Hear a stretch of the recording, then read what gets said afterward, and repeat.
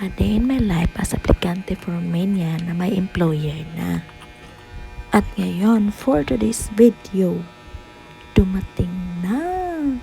Sa wakas, dumating na yung working permit. Ang tagal naming inaantay. Ang tagal-tagal. After signing ng contract, 2 months mahigit, dumating na siya. Ang aga tumawag yung taga-office. 7 o'clock pa lang sa umaga, tinawagan na ako. Natutulog pa sana ako. Alam niyo kung gumising ako, bandang 11 o'clock na. Alam niyo, ganyan ako matulog dito kasi alam mo na, nung wala tayong trabaho dito, tapos i-ready natin yung sarili natin, iipon tayo ng lakas para sa salang naman tayo ulit sa abroad na magkuskus tayo ng kubeta. Ngayon, prepare mo na yung sarili ko. Paganda muna, konting ano lang. Ano yung slight ganda lang ba? Slight lagay ng mga makeup. Yeah. Feeling ko dito, parang feeling excited. Alam mo na.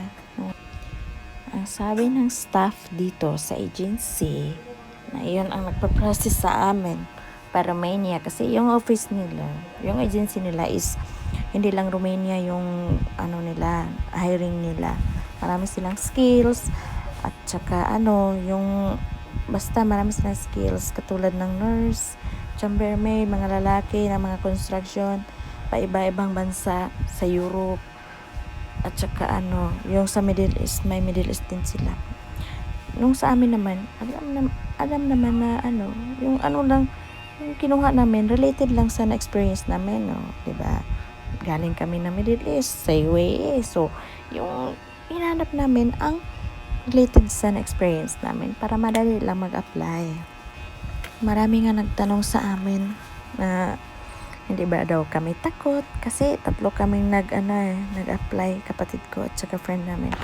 Sabi namin, naka-experience na kami sa Middle East. Wala nang rason na matakot kasi hindi naman sarili namin iniisip namin dito, kundi yung kapakanan ng mga anak namin.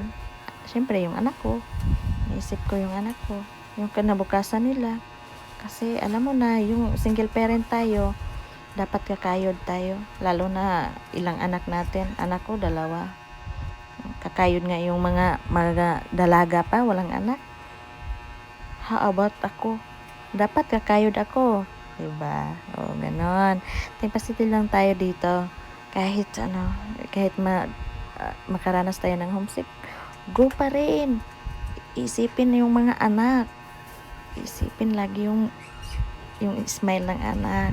Alam mo na, yung anak ko, makita ko lang nakangiti, masaya na ako. Yan lang. Sila lang yung nagbigay lakas sa akin. Sila lang yung icebreaker ko. Yung pag nasa malayo ako, iniisip ko, para sa anak ko to. Hindi lang para sa sarili ko, kasi kung para sa sarili ko, marami tayong gusto, pero inauna pa yung kagustuhan ng mga bata.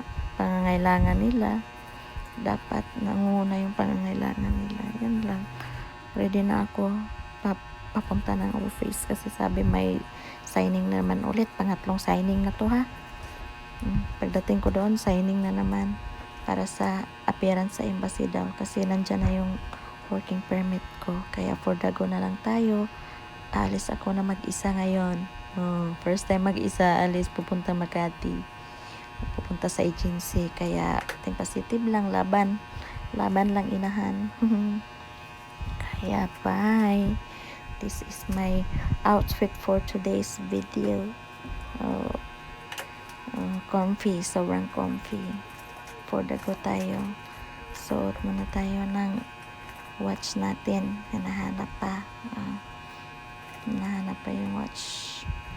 Kaya sa mga mag-a-apply dyan, positive lang kayo. For the go lang kayo. Kapit lang tayo lagi sa Panginoon. Kaya see